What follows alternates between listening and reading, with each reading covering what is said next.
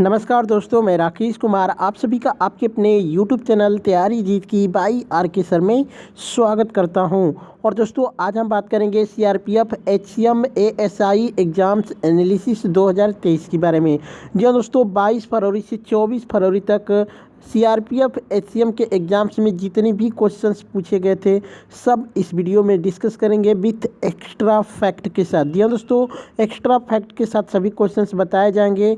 जिनका भी एग्ज़ाम्स आने वाले दिनों में है, किसी भी दिन में है, उनके लिए ये वीडियो काफ़ी इम्पोर्टेंट होने वाली है। तो जिनका भी एग्ज़ाम्स बाकी है वीडियो ज़रूर देखें। बाकी दोस्तों इस वीडियो का पीडीएफ फाइल चाहिए तो 8181819473 पे डायरेक्टली आप हमें व्हाट्सएप कर सकते हैं या फिर आप हमारे टेलीग्राम ग्रुप को ज्वाइन कर सकते हैं, जिसका लिंक वीडियो के डिस्क्रिप्शन में मिल जाएगा। ठीक है, तो चलिए वीडियो को लाइक शेयर कर दीजिए। क्वेश्चंस देखते हैं बिना देर करते हुए। ठीक है, तो दोस्तों यहाँ पे सबसे पहला प्रश्न देखते हैं, सिंगालीला राष्ट्रीय उद्यान किस राज्य में है? तो इसका राइट आंसर हो जाएगा दोस्तों पश्चिम बंगाल में। बात करते हैं दोस्तों, तो सिंगालीला राष्ट्रीय उद्यान पश्चिम बंगाल के किस जिले में स्थित है? तो सिंगालीला रिज एक उत्तर दक्षिणी जो कि पर्वत रिज है जो उत्तर पश्चिमी पश्चिम बंगाल से चल रहा है। सिंगालीला राष्ट्रीय उद्यान जो कि कुंवारी रोडोडेंड्रोन जंगलों के साथ एक उच्च ऊंचाई वाला पार्क है, जिसे 1986 में एक वन्यजीव अभयारण्य घोषित किया गया था। यह 1992 में एक राष्ट्रीय उद्यान बन गया। इस रिज की 4 सबसे ऊंची चोटियां हैं जो कि महत्वपूर्ण हैं, आपसे आने वाले एग्जाम्स में पूछ सकती हैं। जैसे कि फालूट है, इसकी ऊंचाई जो है दोस्तों 3600 मीटर है, जो कि संदकफू, ठीक है, संदकफू जिसकी ऊंचाई 3636 मीटर है। और दोस्तों ये पश्चिम बंगाल में सबसे ऊंची चोटी मानी जाती है। फिर उसके बाद बात करते हैं डोंगलू जिसकी ऊंचाई 3036 मीटर है। और उसके बाद बात करते हैं तो साबरग्राम जिसकी ऊंचाई 3543 मीटर है। यहाँ पे इससे रिलेटेड कुछ अतिरिक्त जानकारी आपको बता देते हैं, जैसे कि पश्चिम बंगाल में वन्यजीव अभयारण्यों और राष्ट्रीय उद्यानों में जल्दापारा वन्यजीव अभयारण्य, बक्सा राष्ट्रीय उद्यान, गोरुमारा राष्ट्रीय उद्यान जो कि छपरा मारी वन्यजीव अभयारण्य और महानंदा वन्यजीव अभयारण्य जो कि शामिल है, ये सभी कहाँ हैं? पश्चिम बंगाल की हैं। एक प्रश्न देखते हैं दोस्तों, अविनाश सावले किस खेल से संबंधित है? तो स्टेपलेस से संबंधित है। स्टेपलेस जो कि स्टेपल चेज में सिल्वर जीतने वाले वो पहले भारतीय एथलीट भी बने हैं। ठीक है, स्टेपल चेज आपका राइट आंसर हो जाएगा। वही बात करते हैं दोस्तों, तो राष्ट्रीय रिकॉर्ड यानी एनआर उन्होंने तोड़ा है। वह टोक्यो में राउंड 1 में 7वें स्थान पर रहे थे। सावले ने मार्च 2021 में पटियाला में फेडरेशन कप में जो कि 8 मिनट 20 सेकेंड और 20 मिनी सेकेंड के अपने राष्ट्रीय रिकॉर्ड को बेहतर करते हुए 8 मिनट 18 सेकेंड और 12 मिनी सेकेंड का समय लिया था। हालांकि वह एक और कठिन ऐसे रेस में शीर्ष 3 से कम समय लेने के बावजूद फाइनल के लिए क्वालिफाई में करने से विफल रह गए थे। एक प्रश्न आया था दोस्तों कि अनुच्छेद 19 किससे संबंधित है? तो ये भारतीय संविधान के अनुच्छेद 19 में वाक और अभिव्यक्ति की स्वतंत्रता का अधिकार इसमें शामिल है। बात करते हैं दोस्तों, तो अनुच्छेद 19 जो कि 6 मौलिक अधिकारों से संबंधित है वो इस प्रकार है, जैसे कि वाक और अभिव्यक्ति की स्वतंत्रता का अधिकार, शांतिपूर्ण और बिना हथियार के इकट्ठा होने का अधिकार, संस्था या संघ का या फिर सहकारिता बनाने का अधिकार, भारत के पूरे क्षेत्र में स्वतंत्र रूप से घूमने का अधिकार, भारत के राज्य क्षेत्र के किसी भी भाग में निवास करने और बसने का अधिकार, उसके बाद किसी भी पेशे का अभ्यास करने या कोई व्यवसाय धंधा या फिर व्यापार करने का अधिकार। मौलिक अधिकार की बात करते हैं दोस्तों, जिसमें आपको बता देते हैं कि मौलिक अधिकारों का वर्णन भारतीय संविधान के अनुच्छेद 12 से 35 भाग 3 में किया गया है। संपत्ति के अधिकार जो कि अनुच्छेद 31 को मौलिक अधिकारों की सूची से हटा दिया गया था। 44वें संविधान संशोधन अधिनियम 1978 द्वारा इसे संविधान के भाग जो कि 12 में अधिनियम 301 के तहत एक सामान्य संवैधानिक अधिकार बना दिया गया था। वही बात करते हैं दोस्तों, तो संवैधानिक उपचारों का अधिकार जो कि अनुच्छेद 32 से 35 में वर्णित है। शोषण के विरुद्ध अधिकार अनुच्छेद 23 से 24 में वर्णित है।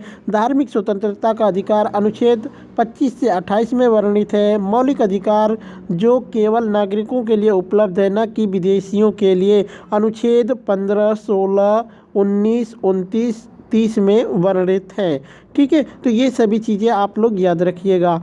सत्रिया नृत्य किस राज्य का है? तो ये असम का है। सत्रिया नृत्य असम का राष्ट्र जो कि शास्त्रीय नृत्य है, जो सत्रिया संस्कृति का प्रतिनिधित्व करता है, जो असम के धार्मिक और सांस्कृतिक ताने बाने का आधार है। यह एक नृत्य नाटक प्रदर्शन कला है जिसकी उत्पत्ति असम के कृष्ण केंद्रित जो कि वैष्णववाद मठों में हुई और उसका श्रेय जो कि 15वीं शताब्दी के भक्ति आंदोलन के विद्वान और संत महापुरुष श्रीमंत शंकर देव को दिया जाता है। ठीक है, नृत्य जो कि इतिहासकार डॉक्टर सुनील कोठारी को हाल ही में सत्रिया नृत्य को लोकप्रिय बनाने के लिए असम सरकार द्वारा माधव देव पुरस्कार से सम्मानित किया गया है। सत्रिया को संगीत नाटक अकादमी द्वारा वर्ष 2000 में शास्त्रीय नृत्य का दर्जा दिया गया था। एक प्रश्न आया था दोस्तों, 2011 के जनगणना के अनुसार एसटी कैटेगरी के कितने प्रतिशत जनसंख्या थी? तो ये थी 8.6%। ठीक है, बात करते हैं दोस्तों, एक प्रश्न आया था 2011 के जनगणना के अनुसार सबसे कम जनसंख्या किस राज्य की थी? तो 2011 जनगणना के अनुसार सिक्किम भारत में सबसे कम जनसंख्या वाला राज्य था। वहीं बात करते हैं जनगणना 2011 के अंतिम आंकड़ों के अनुसार राष्ट्र की जनसंख्या जो कि थी 1210.19 मिलियन, जिसमें जो कि 623.7 मिलियन यानी 51.54% पुरुष और जो कि 586.46 मिलियन यानी 48.46% महिलाएं हैं। उत्तर प्रदेश भारत में सबसे अधिक आबादी वाला राज्य है। इसकी आबादी ब्राज़ील की आबादी से भी अधिक है। ठीक है, वही बात करते हैं दोस्तों, 2011 की जनगणना के आधार पर मुख्य बिंदु निम्न है, जैसे कि सर्वाधिक जनसंख्या घनत्व वाला राज्य जो कि बिहार था और बिहार सबसे कम जो कि साक्षरता दर वाला राज्य भी था। सबसे कम जनसंख्या घनत्व वाला राज्य अरुणाचल प्रदेश है। उच्चतम जनसंख्या वाला राज्य जो कि उत्तर प्रदेश है। सबसे कम जनसंख्या वाला राज्य सिक्किम है। वहीं उच्चतम लिंगानुपात वाला राज्य केरल है। सबसे कम लिंगानुपात वाला राज्य हरियाणा है। उच्चतम साक्षरता दर वाला राज्य केरल और निम्नतम साक्षरता दर वाला राज्य जो कि बिहार है। बाकी दोस्तों वीडियो कैसी लग रही है ये कमेंट करके ज़रूर बताइएगा। अच्छी लग रही है तो चैनल को सब्सक्राइब लाइक ज़रूर करिएगा।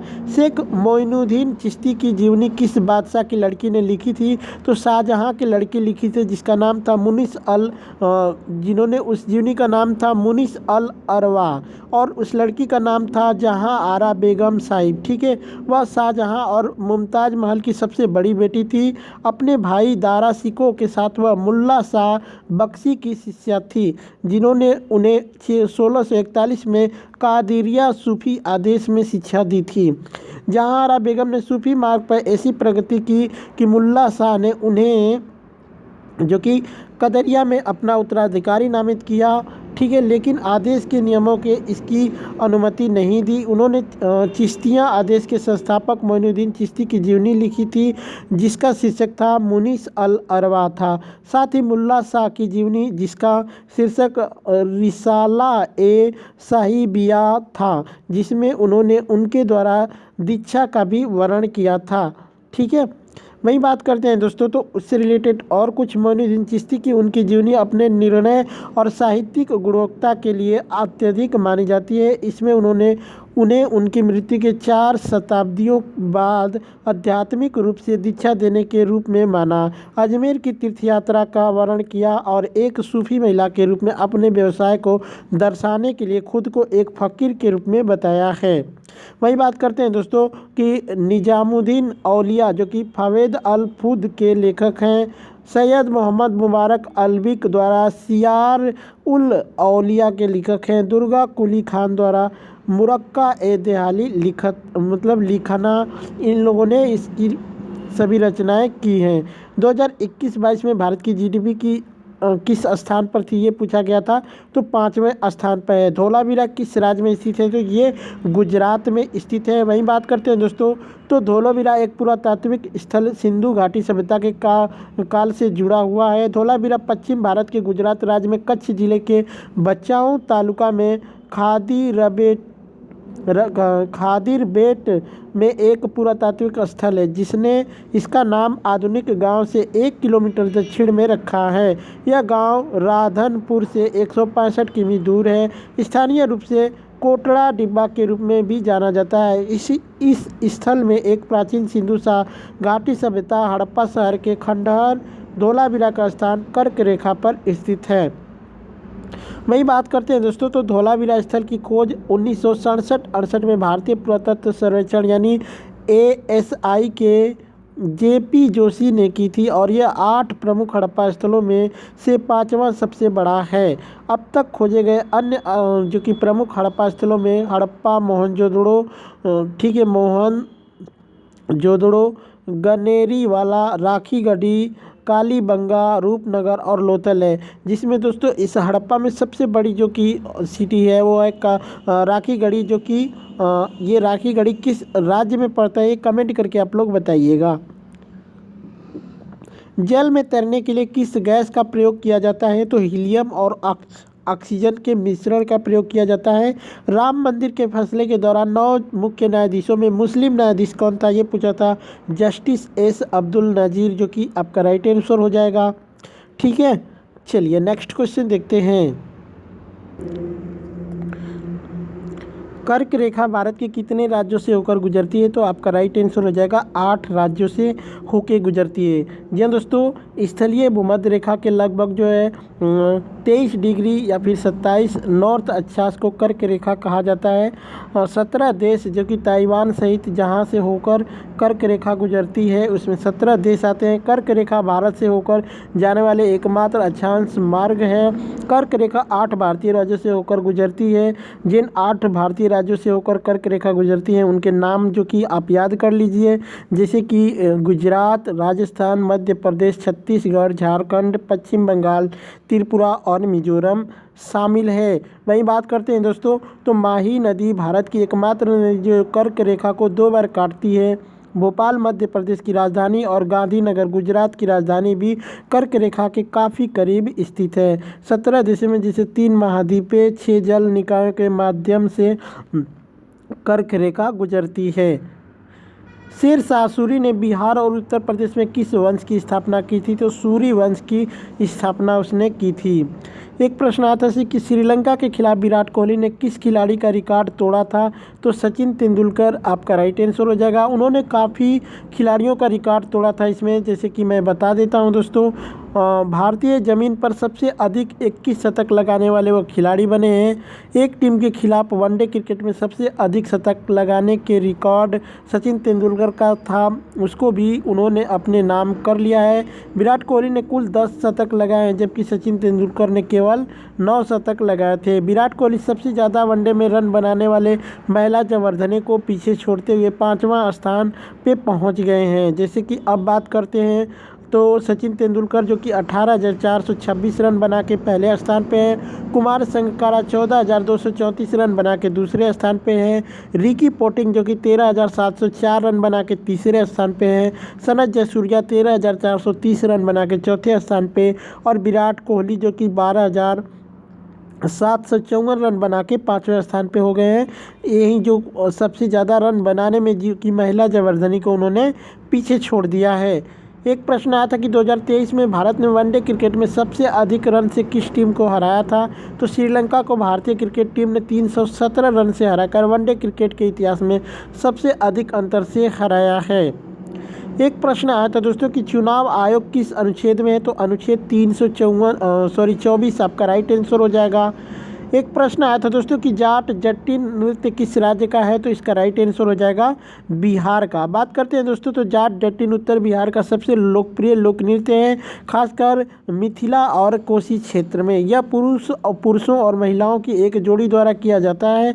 जाट जटिन महिलाओं का नृत्य है और मानसून के दौरान चांदनी रात में किया जाता है, जो कि बड़ी हुई लड़कियां और युवा गृहिणी आंगन में इकट्ठा होती हैं और ढोल के साथ आधी रात के सूर्योदय तक नृत्य करती हैं। आजीविका कमाने के लिए मनुष्य दूर दूर के स्थानों पर जाता है। जाट जटिनी अपने पति के साथ उसी प्रवासी पति के लोक नृत्य करती हैं। यहाँ पे बात करते हैं तो गरीबी और दुख के अलावा यह नृत्य मीठे और कोमल झगड़े के इंद्रधनुष के साथ साथ पति और पत्नी के बीच कुछ शिकायतों को भी दर्शाता है। लोक नृत्य मुस्कान के साथ जीवन की बाधाओं को शांत करने के लिए मौका करता है।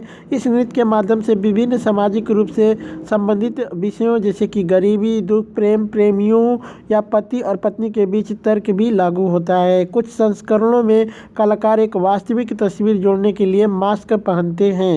कुछ इस एडिशनल सेटिंग देख लेते हैं, जैसे कि बिहार में कुछ प्रसिद्ध लोक नृत्य हैं जो कि जिसका नाम है झिझिया नृत्य, कजरी नृत्य, सोहर, खिलौना नृत्य, होली नृत्य, झुमरी नृत्य और लौंडा नृत्य। ये सभी क्या हैं? बिहार के हैं। मौलिक अधिकार कहाँ से लिया गया है? तो ये संयुक्त राज्य अमेरिका से लिया गया है। बात करते हैं दोस्तों, तो मौलिक अधिकारों का वर्णन भारतीय संविधान के भाग 3 में अनुच्छेद 12 से 35 में किया गया है।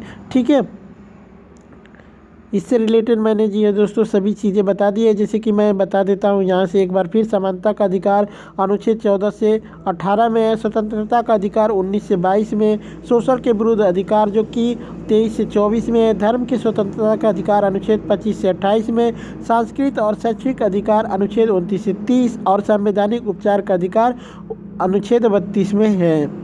ठीक है, इनमें से कौन पादप कोशिका से संबंधित नहीं है? तो लाइसोसोम्स ऑप्शंस में था। इनमें से कौन संगीत से संबंधित नहीं है? तो इसका उत्तर जो कि कमेंट करके बताइएगा अगर याद हो तो। दो ऑप्शन से कि ध्रुपद और ठुमरी, जो कि दोनों संगीत से ही रिलेटेड हैं। किसान को हाल ही में कितने ड्रोन ऋण पर दिए गए हैं? तो 50% सब्सिडी से किसानों को ड्रोन जो कि ऋण पर दिए गए हैं। भारत में सबसे अधिक रेप किस राज्य में होता है? तो राजस्थान जो कि पहले नंबर पे है, दूसरे नंबर पे मध्य प्रदेश, तीसरे में उत्तर प्रदेश, फिर महाराष्ट्र और असम। ये 5 राज्यों के नाम मैंने बता दिए हैं। इनमें से कौन ड्रोन से संबंधित योजना है? तो योजना का नाम कमेंट करके बताइएगा। अरावली पर्वत की ऊंचाई कितनी है, ये पूछा गया था। तो अरावली पर्वत की जो ऊंचाई है 1722 मीटर या फिर 1723 मीटर आप इसको कह सकते हैं। अरावली पर्वत की सबसे ऊंची चोटी जो कि गुरु शिखर है माउंट आबू में 5600 जो कि 5653 फुट यानी 1723 मीटर ऊंची है। यहीं पर शेर चोटी जो कि 1597 मीटर, अचलगढ़ चोटी जो कि 1380 मीटर, देलवाड़ा चोटी जो कि 1442 मीटर एवं अबू चोटी जो कि 1295 मीटर है। इसकी चोटियां पर्यटकों को अपनी ओर आकर्षित करती हैं। तिमिर का पर्यायवाची शब्द पूछा था, अंधकार, अंधेरा, जुल्मत इत्यादि हो जाएगा। उत्तरार्ध का विलोम शब्द पूछा था, तो पूर्वार्ध हो जाएगा आपका राइट आंसर। भारत के आर्मी जवान बॉर्डर पर क्या करते हैं? इसका ऑप्शंस कमेंट करके बताइएगा। ठीक है, टिहरी बांध किस राज्य में है? तो उत्तराखंड में है। बात करते हैं दोस्तों टिहरी बांध से रिलेटेड कुछ इंपॉर्टेंट फैक्ट, जैसे कि टिहरी बांध टिहरी विकास परियोजना का एक प्राथमिक बांध है जो उत्तराखंड राज्य के टिहरी जिले में स्थित है। इसे स्वामी राम तीर्थ सागर बांध भी कहते हैं। यह बांध हिमालय के 2 महत्वपूर्ण नदियों पर बना है, जिनमें से एक गंगा नदी की प्रमुख सहयोगी नदी भागीरथी तथा दूसरी भिलांगना नदी है, जिनके संगम पर इसे बनाया गया है। एक प्रश्न आया था दोस्तों कि ईशान किशन ने बांग्लादेश के खिलाफ कितनी गेंदों पर दोहरा शतक लगाया है? तो उन्होंने 126 गेंदों पर जो कि दोहरा शतक लगाया था। उन्होंने कुल बांग्लादेश के खिलाफ 227 रनों की पारी खेली थी। और बात करते हैं दोस्तों, तो उन्होंने क्रिस गेल के 138 गेंदों पर दोहरा शतक बनाने का रिकॉर्ड भी तोड़ दिया है। इससे पहले यह रिकॉर्ड क्रिस गेल के नाम था, लेकिन अब ये सबसे तेज दोहरा शतक लगाने का रिकॉर्ड ईशान किशन के पास है। वनडे क्रिकेट में पहली बार दोहरा शतक सचिन तेंदुलकर ने दक्षिणी अफ्रीका के खिलाफ लगाए थे। वनडे क्रिकेट में सबसे अधिक रन बनाने वाले खिलाड़ी रोहित शर्मा हैं। ठीक, वनडे क्रिकेट में सबसे अधिक बार जो है दोस्तों दोहरा शतक मारने वाले जो खिलाड़ी हैं वो रोहित शर्मा है, जो कि अधिकतम 3 बार इन्होंने लगा रखा है। और श्रीलंका के खिलाफ इनका सबसे उच्चतम स्कोर है वनडे क्रिकेट में अब तक के 264 रन है। दिल्ली की जामा मस्जिद का निर्माण किसने करवाया था? तो मुगल सम्राट शाहजहां ने करवाया था। बात करते हैं दोस्तों तो जामा मस्जिद भारत की सबसे बड़ी मस्जिदों में से एक है। इसे 1 लाख रुपए की लागत से 1644 और 65 से 56 के बीच मुग़ल बादशाह शाहजहाँ ने बनवाया था। जामा मस्जिद को मस्जिद ये जहानुमा या फिर दुनिया की मस्जिद कमांडिंग व्यू के रूप में भी जाना जाता है। इसे सम्राट शाहजहाँ की प्रमुख मस्जिद के रूप में भी डिजाइन किया गया था। यह पुरानी दिल्ली के प्राचीन शहर में स्थित है। मणिपुर की झावेरी बहनों का संबंध किस लोक नृत्य से है? तो मणिपुरी नृत्य से है। मणिपुर की जो कि गुरु बिपिन को अक्सर मणिपुरी नृत्य का जनक माना जाता है। मुख्य रूप से मणिपुरी नृत्य से जुड़ी 3 शैलियां हैं जो कि मंडल रसक जो कि भगवान कृष्ण को आकर्षण का केंद्र होते हैं जबकि वे गोपियों से घिरे होते हैं। उसके बाद दूसरा है ताई रसाक, ठीक है। ताई रसाकिया मुख्य रूप से ताली बजाने के साथ किया जाता है। फिर उसके बाद तीसरा है डंका रसक, ये नर्तकियों की स्थिति की मदद से एक जो कि ज्यामितीय पैटर्न बनाया जाता है और 2 डंडियों के साथ ड्रम बजाया जाता है। लाई हरोबा नृत्य का सबसे प्रारंभिक रूप है जिसकी उत्पत्ति मणिपुर में हुई थी, ठीक है। वही बात करते हैं तो यह नृत्य रूप भगवान कृष्ण और राधा की प्रेम कहानियों पर आधारित है। लाई हरोबा मुख्य रूप से मणिपुर के मैतेई समुदाय द्वारा किया जाता है। एक प्रश्न आया था दोस्तों कि सिप्र का पर्यायवाची शब्द क्या होगा? शीघ्र हो जाएगा, जल्दी, ठीक है, तुरंत, चंचल, तत्क्षण, घोड़ा, शीघ्र, त्वरित, तेज, जो कि आंसू, तुरंत, ये सभी क्या है? सिप्र के पर्यायवाची शब्द हो जाएंगे। आवर्त सारणी के आवर्त 5 में कितने तत्व हैं? तो इसका राइट आंसर हो जाएगा 8। वही बात करते हैं दोस्तों तो 4 और 5 आवर्त में प्रत्येक में 4 और 5 में प्रत्येक में 18 तत्व होते हैं। पहला आवर्त केवल 2 तत्वों से युक्त सबसे छोटा आवर्त है। दूसरा और तीसरा आवर्त छोटे आवर्त होते हैं। प्रत्येक छोटे आवर्त में 8 तत्व होते हैं। छठवां आवर्त सबसे बड़ा और उसमें 32 तत्व हैं। 7वीं आवर्त एक अधूरा आवर्त माना जाता है। एक प्रश्न आता कि एसबीआई कौन से एक्ट से बना था? तो पार्लियामेंट्री एक्ट के तहत एसबीआई को बनाया गया था। आज़ाद भारत में साल 1955 में रिजर्व बैंक ऑफ इंडिया यानी आरबीआई ने इंपीरियल बैंक ऑफ इंडिया को पार्लियामेंट्री एक्ट के तहत अधिग्रहित कर लिया।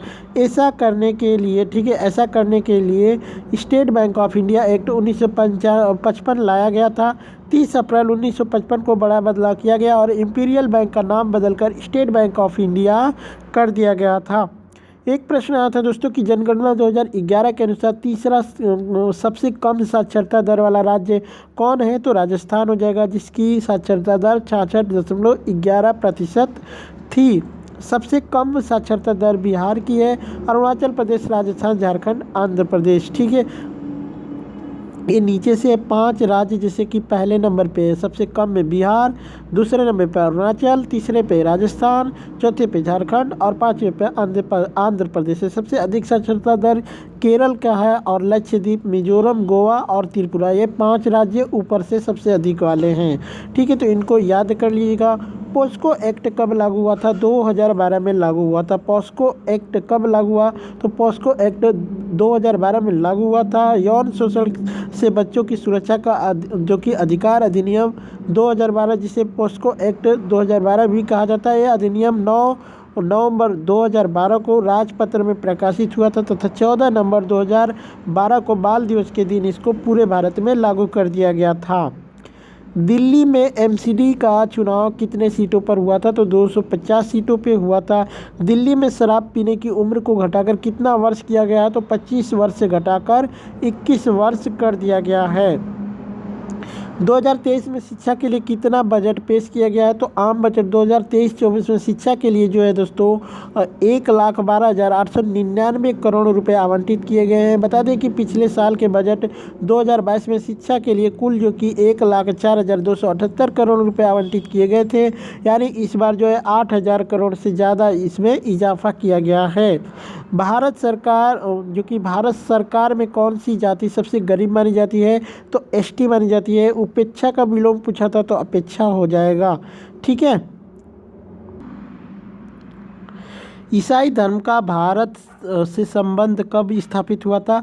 तो मान्यता है कि भारत में ईसाई धर्म की शुरुआत सबसे पहले केरल के तटीय नगर क्रांगानोर से हुई थी। माना जाता है कि ईसा मसीह के 12 प्रमुख शिष्यों में से एक सेंट थॉमस जो कि 52 ईस्वी में केरल के कोंडुंग जो कि कोंडुंगलल्लूर, ठीक है, कोंडुंगलल्लूर आए थे।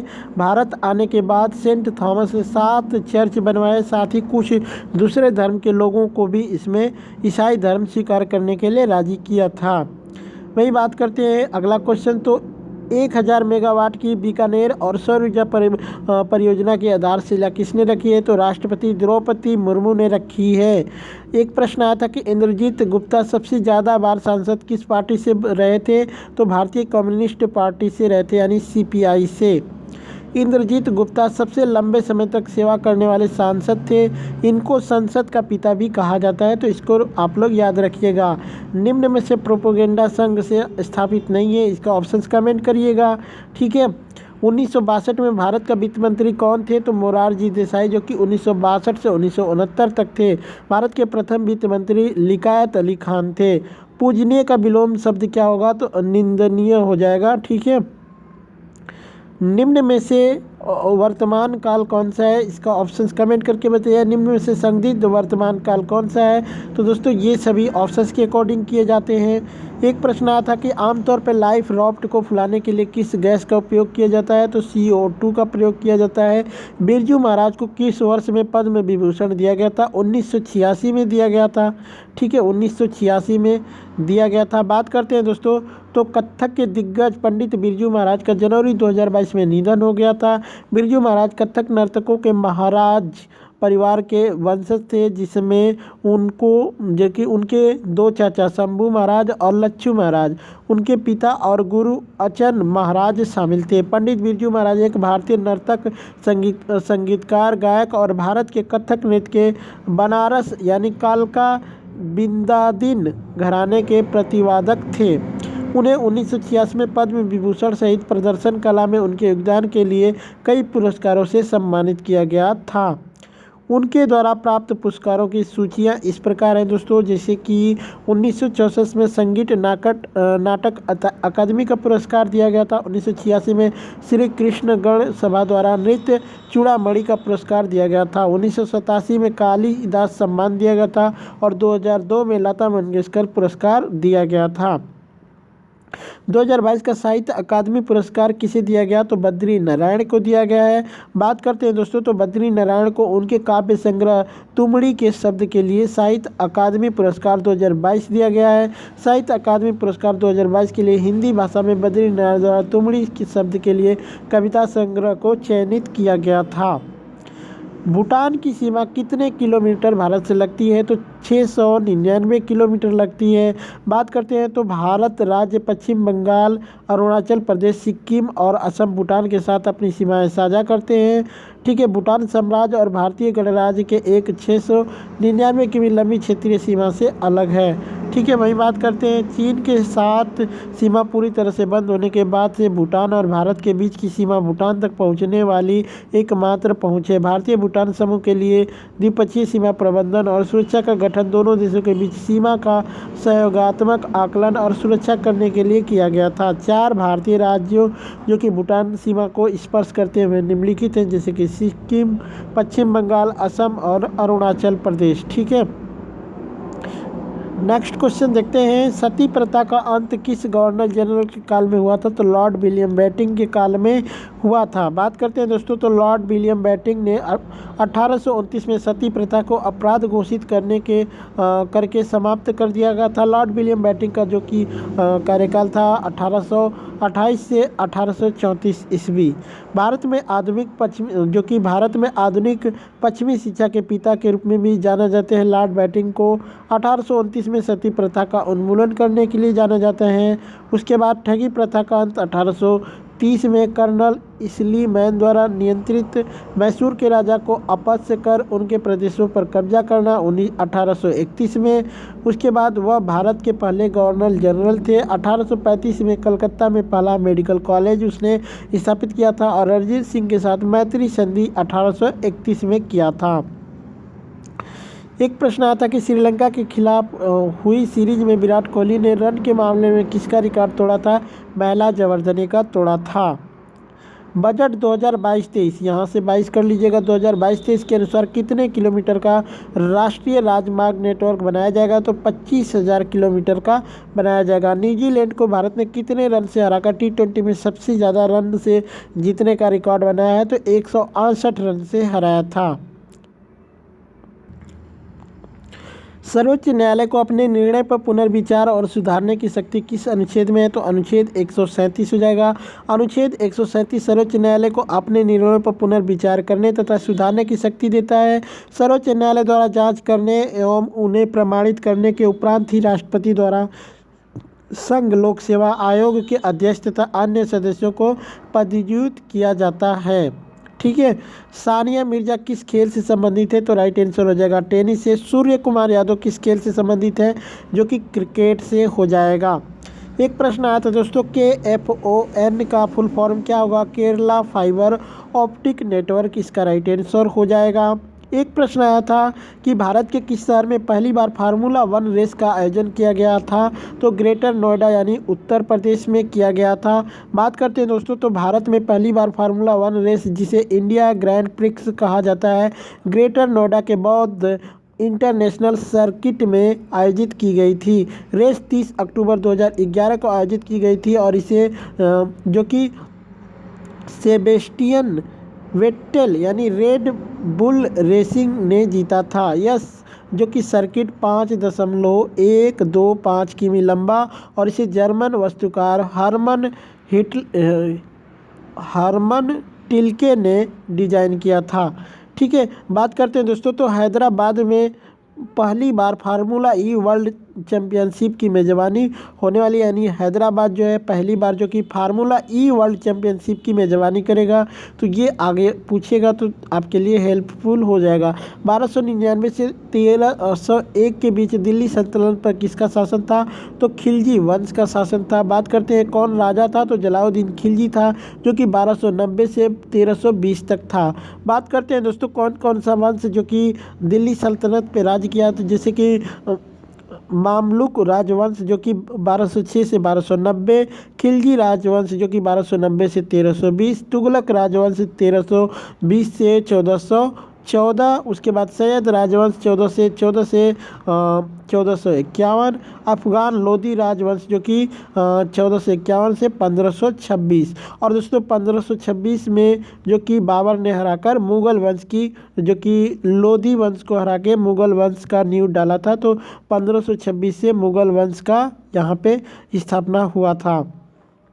प्रथम खेलो इंडिया यूथ गेम्स कहाँ पर हुआ था? तो ये दिल्ली में हुआ था 2018 में। बात करते हैं दोस्तों कि पहले जो है इसको खेलो इंडिया स्कूल गेम के नाम से जाना जाता था। खेलो इंडिया यूथ गेम्स का दूसरा संस्करण पुणे में आयोजित किया गया था। महाराष्ट्र 200 जो कि 28 पदक के साथ पदक तालिका में शीर्ष पर रहा, जबकि हरियाणा और दिल्ली ने दूसरे और तीसरे स्थान पर कब्जा किया था। महाराष्ट्र ने 85 गोल्ड मेडल के साथ खेलो इंडिया 2019 की जनरल चैंपियनशिप हासिल की थी। वही बात करते हैं कॉलेजों और विश्वविद्यालय के छात्रों ने खेलो इंडिया में भाग लिया था। जनवरी 2018 में दिल्ली में खेलो इंडिया गेम्स का पहला संस्करण आयोजित किया गया था। खेलो इंडिया का आयोजन जो कि युवा मामले और खेल मंत्रालय द्वारा किया जाता है। खेलो इंडिया यूथ गेम्स का तीसरा संस्करण गुवाहाटी में 18 से 30 जनवरी तक 2020 में आयोजित किया गया था। खेलो इंडिया में जो कि 10,000 से अधिक एथलीटों और अधिकारियों की भागीदारी होगी। यह एक मेजबान राज्य के रूप में IO यानी SGFI और असम के साथ साझेदारी में आयोजित किया जाएगा। ठीक है। एक प्रश्न आया था दोस्तों कि हिमाचल प्रदेश हरित राज्य कब बनेगा? तो 2025 तक इसका लक्ष्य रखा गया है। जी दोस्तों, हिमाचल प्रदेश जो कि 2025 तक देश का पहला हरित राज्य बनेगा। मुख्यमंत्री सुखविंदर सिंह सुक्खू ने ऊर्जा विभाग और बिजली बोर्ड के अधिकारियों की बैठक की अध्यक्षता करते हुए प्रदेश को हरित राज्य बनाने की दिशा में कार्य करने के निर्देश दिए थे। सबसे लंबी मालगाड़ी कौन सी है? तो सुपर वासुकी इसका नाम है दोस्तों। जी दोस्तों, सुपर वासुकी नाम की इस ट्रेन की खास बात यह रही कि ये 6 इंजन और 295 डिब्बों के साथ कुल जो है 3.5 किलोमीटर लंबी ट्रेन थी, जिसका संचालन छत्तीसगढ़ के कोरबा और नागपुर के राजनांदगांव राजानंदगांव के बीच किया गया था। यह भारतीय रेलवे द्वारा चलाई जाने वाली अब तक की सबसे भारी और सबसे लंबी मालगाड़ी है। ठीक है। महात्मा गांधी जब भारत आए थे 1915 में, तब उनकी उम्र कितनी थी? तो 45 वर्ष के थे। जी हाँ दोस्तों, वो सबसे पहले कहाँ पे आए थे? तो 9 जनवरी 1915 को जब अरबिया जहाज़ से मुंबई के अपोलो बंदरगाह को वो आए थे, तब उनकी जो कि मोहनदास करमचंद चंद की उम्र जो थी वो थी 45 वर्ष। एक प्रश्न आया था कि 1246 में दिल्ली का शासक कौन था? तो नसीरुद्दीन महमूद था। नसीरुद्दीन महमूद तुर्की शासक था, जिसका शासनकाल जो कि 1246 से 1265 ईस्वी तक रहा, जो दिल्ली सल्तनत का 8वां सुल्तान बना। ये भी गुलाम वंश से था। ठीक है। बात करते हैं 2023 में बजट में घाटा कितना है 2022 से? तो 2022 में जो कि 6.9% थी, जबकि 2023 में 6.4% का लक्ष्य रखा गया है। तिमिर का विलोम शब्द पूछा था। प्रकाश ज्योति आलोक हो जाएगा। इसमें से कौन ऑप्शंस में आया था? कमेंट करना।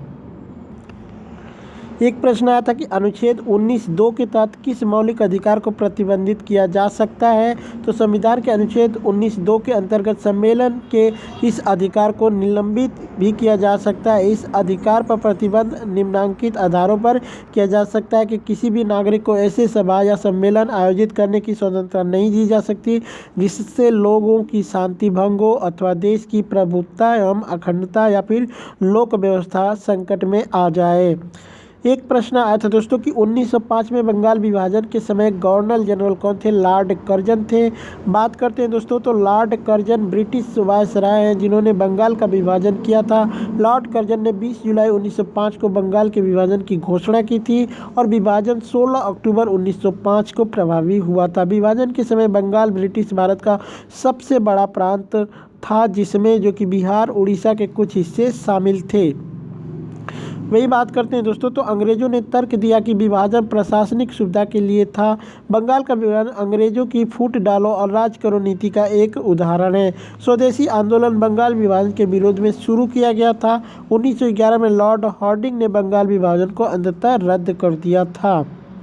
कुछ एडिशनल इन्फॉर्मेशन दे देते हैं, जैसे कि लॉर्ड हार्डिंग ने 1910 से 1916 तक भारत के वायसराय के रूप में कार्य किया था। 1912 में जब सिविल सेवा पर रॉयल कमीशन का गठन किया गया था, तब लॉर्ड हार्डिंग वायसराय थे। उन्होंने 1911 में भारत की राजधानी को कलकत्ता से दिल्ली स्थानांतरित किया था। 1915 में लॉर्ड हार्डिंग द्वारा भारत का रक्षा अधिनियम पारित किया गया था। जॉर्ज पंचम और क्वीन मैरी लॉर्ड हार्डिंग के काल में भारत आए थे। लॉर्ड एल्गिन द्वितीय ने 1894 से 1899 तक भारत के वायसराय के रूप में कार्य किया था। वहीं एल्गिन से रिलेटेड बात बता देते हैं, तो एल्गिन के शासनकाल के दौरान बॉम्बे में जो कि बुबोनिक प्लग नामक एक भयानक महामारी फैल गई थी। सर जेम्स लायल का आयोग लॉर्ड एल्गिन द्वितीय द्वारा 1896 से 1897 के भारतीय काल या फिर विश्लेषण करने के लिए नियुक्त किया गया था। लॉर्ड मिंटो जो कि 1905 से 1910 तक भारत के वायसराय के रूप में कार्य किया। ढाका में मुस्लिम लीग लॉर्ड मिंटो के शासनकाल के दौरान बनाई गई थी। भारतीय परिषद अधिनियम 1909 को लोकप्रिय रूप से मिंटो मॉर्ले सुधार के रूप में जाना जाता है। एक प्रश्न आता कि टीएमएस पार्टी से वर्तमान में कितने राज्यसभा सांसद हैं? तो मणिपुर इसका जो है ऑप्शन कमेंट करके दिया। मणिपुर नृत्य में किस भगवान की पूजा होती है? तो कृष्ण और राधा की पूजा होती है। एक प्रश्न आया था कि शेर शाह सूरी ने हुमायूं को कब हराया था? तो 1540 में हराया था। सन 1539 में शेर शाह को चौसा की लड़ाई में हुमायूं का सामना करना पड़ा था, जिसे शेर शाह ने जीत लिया था। तो दोस्तों आप यह 1540 या फिर 1539 कह सकते हैं, लेकिन इसका राइट आंसर होगा 1539। तो 1539 कर लीजिएगा। 1540 में शेर शाह ने हुमायूं को पुनः हराया था, यानी पहली बार उसने 1539 में हराया था और दूसरी बार 1540 में शेर शाह ने हुमायूं को पुनः हराकर भारत छोड़ने पर मजबूर कर दिया और शेर खान की उपाधि लेकर संपूर्ण उत्तर भारत का अपना साम्राज्य स्थापित कर लिया था। पंडित रविशंकर के शिष्य का संबंध किस वाद्य यंत्र से है? तो इसका राइट आंसर हो जाएगा सितार से। घोंघा किस समूह से संबंधित है? तो मोलस्का समूह से संबंधित है। बात करते हैं दोस्तों, तो घोंघा जो कि प्रवार समुदाय से संबंधित होते हैं। ठीक है, ऑर्थोपोडा के बाद चूर्ण प्रवार दूसरी सबसे अकशेरुकी पशु समुदाय है। वे सबसे बड़ी समुद्री प्रजाति है जो सभी समुद्री प्रजातियों के लगभग जो है 33% हिस्से का निर्माण करते हैं। बात करते हैं दोस्तों को घोंघे और समुद्री घोंघे उदरपाद नामक ओलियस्का भी समुदाय में है। ओलियस्का, ठीक है, अकशेरुकीय वर्ग के एक व्यापक वर्गीकरण से संबंधित हैं। वे 65,000 से 80,000 जीवित घोंघे और समुद्री घोंघे की प्रजातियों के साथ चूर्ण प्रवार समुदाय का सबसे बड़ा हिस्सा बनाते हैं और वे व्यापक रूप से सबसे विविध वर्ग हैं। गैस्ट्रोपोडा वर्ग में नामांकित जानवरों का एक बड़ा हिस्सा शामिल है जो कि कीड़ों की कुल संख्या के बाद दूसरा सबसे बड़ा हिस्सा है। एक प्रश्न आया था दोस्तों कि हाई कोर्ट में अधिकतम जज कितने हो सकते हैं? तो दोस्तों इसका ऑप्शन थोड़ा सा ऐसे दिया था, ये कमेंट करके बताइएगा क्या था इसका राइट आंसर। एन मजूमदार ने किस सभ्यता की खोज की थी? तो सिंधु सभ्यता की खोज की थी। 1921 में दयाराम साहनी द्वारा हड़प्पा स्थलों की खोज की गई थी। आर.डी. बनर्जी ने मोहनजोदड़ो की खोज की थी। सिंधु सभ्यता ने शहर के जीवन की शुरुआत को चिन्हित किया और इसे हड़प्पा सभ्यता के रूप में जाना जाता है। सिंधु घाटी स्थलों में से एक चनहुद्रो, ठीक है, जिसको ये एम मजूमदार ने खोजा था, जिसका नाम था चनहुद्रो। तो सिंधु सभ्यता फिर चनहुद्रो खोज गोपाल मजूमदार और मैके द्वारा की गई थी। तो चनहुद्रो इसका राइट आंसर हो जाएगा। बात करते हैं दोस्तों, तो यहाँ पे सिंधु घाटी सभ्यता वर्तमान उत्तर पूर्व जो कि अफगानिस्तान से पाकिस्तान और उत्तर पश्चिम भारत तक फैली हुई थी। यह सभ्यता घग्गर, हगरा नदी और सिंधु नदी के नालों में पनपी सिंधु घाटी सभ्यता दुनिया की 4 सबसे पुरानी सभ्यताओं में से एक है। इसे हड़प्पा सभ्यता के रूप में भी जाना जाता है और यह ग्रिड प्रणाली पर आधारित संगठित योजना के लिए प्रसिद्ध है। याद करने योग्य कुछ इंपॉर्टेंट तथ्य बता देते हैं, जैसे कि जॉन मार्शल सिंधु घाटी सभ्यता शब्द का उपयोग करने वाले पहले शोधकर्ता थे। सिंधु घाटी सभ्यता रेडियो कार्बन डेटिंग के अनुसार 2500 से 1750 ईसा पूर्व से फैल गई थी। हड़प्पा सभ्यता की सबसे विशिष्ट विशेषता इसका जो कि शहरीकरण था। इसके अलावा भेड़ और बकरियाँ, कुत्ते, मवेशी, भैंस, हाथी सिंधु घाटी सभ्यता में पालतू जानवर हुआ करते थे। वही बात करते हैं तो राजधानी शहर जो कि मोहनजोदड़ो और हड़प्पा है। बंदरगाह शहर जो कि सुत, कांगेडोर, बालाकोट, लोथल, अल्लादीनो और कुंतसी है। सिंधु घाटी के लोग कपास और ऊन दोनों के उपयोग से अच्छी तरह परिचित थे। प्रमुख शहरों के नाम नीचे दिए गए हैं, जैसे कि आपको बता देते हैं। मोहनजोदड़ो जिसको यह सिंधु के दाहिने किनारे पर स्थित है। कालीबंगन जो कि राजस्थान या घग्गर नदी के तट पर स्थित है। चनहुद्रो यह मोहनजोदड़ो के दक्षिण में सिंधु के बाएं किनारे पर स्थित है। लोथल यह कंबे की खाड़ी के प्रमुख स्थित है। सुरकोटा जो कि सुरकोटदा गुजरात या कच्छ के रण के प्रमुख में है। बनवाली जो कि हरियाणा या विलुप्त सरस्वती नदी के तट पर स्थित था। ठीक है, वही बात करते हैं तो धौलावीरा जो कि गुजरात या खुदाई कच्छ के ज़िले में स्थित है। 2023 में श्रीलंका के खिलाफ T20 मैच में भारत के कप्तान कौन थे? तो हार्दिक पांड्या आपका राइट आंसर हो जाएगा। वर्तमान में अखिल भारतीय तृणमूल कांग्रेस पार्टी से कितने राज्यसभा सांसद हैं? तो कुल मिला के 23 हैं। सबसे अधिक जो कि भारतीय जनता पार्टी के 303 है। दूसरे नंबर पर भारतीय राष्ट्रीय कांग्रेस है जिसके 52 सदस्य शामिल हैं। ग्लोबल हंगर इंडेक्स के अनुसार भारत में कितने गरीब हैं? तो 224.3 मिलियन। स्कंद का विलोम शब्द पूछा था तो निर्माण आपका राइट आंसर हो जाएगा।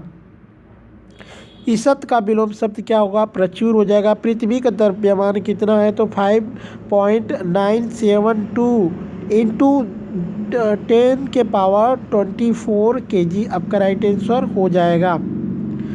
काकरापार परमाणु संयंत्र किस राज्य में है? तो इसका राइट आंसर हो जाएगा गुजरात में।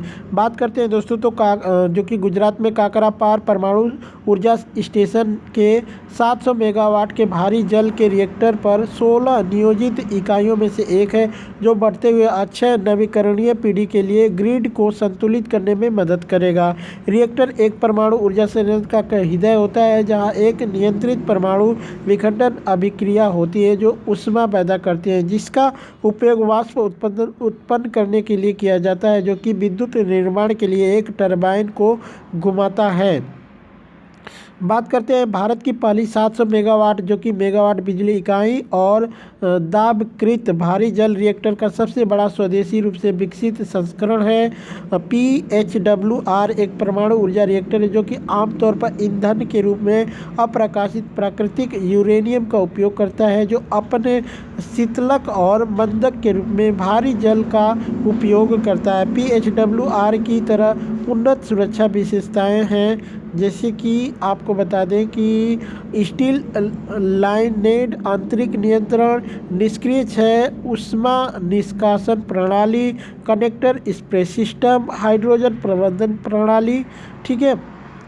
भारत में PHWR तकनीक की शुरुआत 1960 के दशक के अंत में संयुक्त भारत कनाडाई परमाणु सहयोग के तहत पहले 220 मेगावाट रिएक्टर राजस्थान परमाणु ऊर्जा स्टेशन यानी RAPS-1 के निर्माण से हुई थी। स्वदेशी डिजाइन का सबसे बड़ा रिएक्टर आकार 540 मेगावाट PHWR जिनमें से 2 को तारापुर महाराष्ट्र में निर्मित किया गया था। भारत 2031 तक अपनी मौजूदा परमाणु ऊर्जा क्षमता को 6,780 मेगावाट से 22,480 मेगावाट तक बढ़ाने पर काम कर रहा है। रक्षा के क्षेत्र में FDI कितने प्रतिशत है? तो 74% सरकारी मार्ग से तथा 74% है दोस्तों, और सरकारी मार्ग से 100% की FDI की अनुमति है। तो 74% आपका राइट आंसर होगा।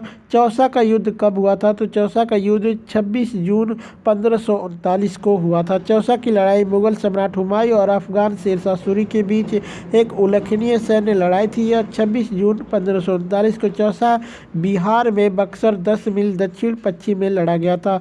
शेर शाह विजयी हुआ और खुद फरीद अल दीन शेर शाह का ताज पहना था। 2011 की जनगणना के अनुसार किस केंद्र शासित प्रदेश का लिंगानुपात सबसे कम थी? तो दमन और दीव। सबसे अधिक लिंगानुपात पांडिचेरी का था। तो कुछ बच्चे पूछे थे सबसे अधिक किसका था, तो पांडिचेरी। सबसे कम अगर पूछा गया हो तो दमन और दीव का था। ठीक है। बाकी इससे रिलेटेड चीज़ें दोस्तों मैंने सब बता दी हैं आपको। कुछ चीज़ें यहाँ पे बता देते हैं, जैसे कि 2011 की जनगणना के अनुसार भारत का लिंगानुपात 943 था। 2001 की जनगणना के अनुसार लिंगानुपात 933 था। केरल में सबसे अधिक लिंगानुपात जो कि 1084 है, जबकि दमन और दीव में सबसे कम लिंगानुपात यानी 618 है। पुडुचेरी का माहे जिला भारत में सबसे अधिक लिंगानुपात यानी 1176 वाला जिला है, जबकि दमन और दीव में दमन जिले का लिंगानुपात सबसे कम 533 है। वही बात करते हैं दोस्तों, तो भारत की जनगणना 2011 जो कि 2 चरणों में आयोजित की गई थी, हाउस लिस्टिंग और हाउसिंग सेंसस एंड पॉपुलेशन एनयूमरेशन, ये 2 तरीके से आपको जो कि पॉपुलेशन जो हुई थी भारत की जनगणना 2011। भारत की जनसंख्या जो कि 1210.2 मिलियन दर्ज की गई थी। उत्तर प्रदेश जो कि 200 मिलियन देश का सबसे अधिक आबादी वाला राज्य था। 1.1 करोड़ की आबादी वाला ठाणे भारत का सबसे अधिक आबादी वाला जिला था। वही बात करते हैं दोस्तों, तो 7,948 की आबादी के साथ अरुणाचल प्रदेश में दिबांग घाटी भारत का सबसे कम आबादी वाला जिला है। 2011 की जनगणना के अनुसार मेघालय ने 2001 से 11 के दौरान उच्चतम जो कि गिरावट दर्ज हुई थी मेघालय राज्य में। वही बात करते हैं तो सर्वाधिक विकास दर वाला जिला अरुणाचल प्रदेश में कुरुंद कुमे था, जिसने 111% विकास दर्ज की थी। 2011 की जनगणना के अंतिम जो कि अंतिम आंकड़ों के अनुसार भारत का जनसंख्या घनत्व 382 था। तोता ये हिंद के नाम से किसको जाना जाता है? तो अमीर खुसरो आपका राइट आंसर हो जाएगा। बात करते हैं दोस्तों, तो अमीर खुसरो का जन्म 1553 में उत्तर प्रदेश के पटियाली गांव यानी कासगंज में हुआ था। उसने खुद को तोताए हिंद कहा था। उन्हें खड़ी बोली के आविष्कार का श्रेय जाता है। वे निजामुद्दीन औलिया के शिष्य थे। वे संगीत, ख्याल और तराना शैलियों के प्रवर्तक थे। कव्वाली के जनक के रूप में भी उनको जाना जाता है। कर्नाटक में कौन सा प्राथमिक ताल यंत्र बजाया जाता है? तो मृदंग आपका राइट आंसर हो जाएगा। एक प्रश्न आया था कि अन्नू रानी ने कितना दूर भाला फेंका था, भाला फेंककर ब्रॉन्ज मेडल जीता था? तो उन्होंने 60 मीटर दूर फेंका था। कब फेंका था? तो बर्मिंघम राष्ट्रमंडल खेलों में कांस्य पदक जीतने वाली पहली भारतीय भाला फेंक एथलीट भी बनी थी।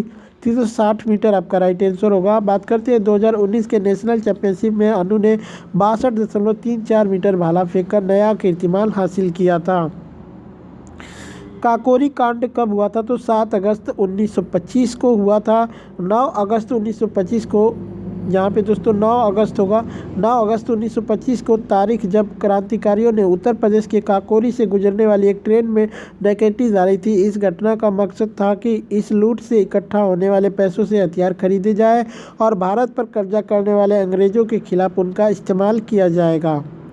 चंद्रशेखर आज़ाद ने आत्महत्या कब की थी? 27 फरवरी 1931 में। जी हाँ दोस्तों, 27 फरवरी 1931 को इलाहाबाद में अंग्रेजी फौज से अकेले ही भिड़े आज़ाद ने अपनी कसम को पूरा करने के लिए उस वक्त खुद पर गोली चलाई जब उनके पिस्टल से सिर्फ एक गोली बची थी। 15 अंग्रेज सिपाहियों को निशाना बनाने के बाद जब आज़ाद के पिस्टल में आखिरी गोली बची थी तब उस गोली को खुद को मारकर देश के प्रति अपना सर्वोच्च बलिदान दे दिए थे। नाक पर मक्खी ना बैठने देना मुहावरे का अर्थ क्या होगा? घमंडी होना या फिर आँच ना आने देना। भारत के राष्ट्रपति किस भाग में है? तो भाग 5 आपका राइट आंसर हो जाएगा। ठीक है। हाल ही में चर्चा में रहा उत्तराखंड का कौन सा स्थल भूस्खलन से प्रभावित हुआ? तो चमोली जिले के जोशीमठ आपका राइट आंसर हो जाएगा। राजीव गांधी मेडिकल कॉलेज कहाँ पर अशोक गहलोत ने खोला है? तो अलवर राजस्थान में खोला है। जैन धर्म सम्मेद शिखर कहाँ पर हुआ था? जो झारखंड के गिरिडीह जिले में हुआ था। 1906 में मुस्लिम लीग की स्थापना किस शहर में हुआ था? तो ढाका बांग्लादेश में हुआ था। ढाका बांग्लादेश में ऑल इंडिया मुस्लिम लीग की स्थापना की गई थी। बात करते हैं दोस्तों, तो अखिल भारतीय मुस्लिम लीग की स्थापना 30 दिसंबर 1906 को ढाका के नवाब सलीम उल्लाह खान के नियंत्रण में एक सम्मेलन में हुआ था। इस लीग का गठन 1907 में कराची पाकिस्तान में किया गया था। इसका पहला अधिवेशन 1907 यानी कराची पाकिस्तान में हुआ था। अखिल भारतीय मुस्लिम लीग के प्रथम अधिवेशन की अध्यक्षता आगा खान ने की थी। मुस्लिम लीग ने बंगाल के विभाजन का समर्थन किया था। वही बात करते हैं 1905 में बंगाल का विभाजन लॉर्ड कर्जन के द्वारा किया गया था। ये सभी चीज़ें मैंने पहले ही बता दिया है। तो दोहा और सोरठा लोकगीत कहाँ का है? जो सौराष्ट्र से संबंधित है। तो इसका राइट आंसर गुजरात हो जाएगा।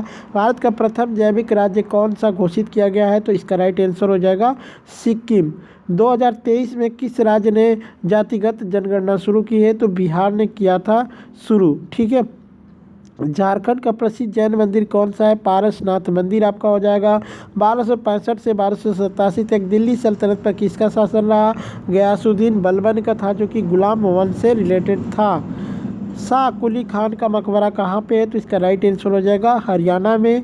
ठीक से एक प्रश्न आया था कि ऑक्सफैम इंडिया का मुख्यालय कहाँ पे है? तो इसका राइट आंसर हो जाएगा नई दिल्ली में। के श्रीधरलू नायडू कौन है? तो वेद समाज के संस्थापक थे। ठीक है। बात करते हैं तो वेद समाज की स्थापना केशव चंद्र सेन और के श्रीधरलू नायडू ने की थी। 1864 में मद्रास चेन्नई में स्थापित किया था। वेद समाज ब्रह्म समाज से प्रेरित था। सभी धार्मिक महत्व से रहित वेद समाज के सदस्यों की महत्वपूर्ण विचारधारा विवाह और अंतिम संस्कार की रस्मों को दिनचर्या के मामले में रूप में थी। वहीं इससे रिलेटेड कुछ इंपॉर्टेंट फैक्ट बता देते हैं, जैसे कि ब्रह्म समाज इसकी शुरुआत कलकत्ता में 20 अगस्त 1828 को राजा राम मोहन राय ने की थी। यह हिंदू धर्म का जो कि एकेश्वरवादी संप्रदाय था। ब्रह्म समाज किसी शास्त्र को सत्ता के रूप में नहीं मानता था। यह अवतार को अस्वीकार करता था। बात करते हैं, यह जाति प्रतिबंधों के खिलाफ था और पश्चिमी पूर्व धार्मिक गुणों का मिश्रण प्रतिपादित किया था। इसने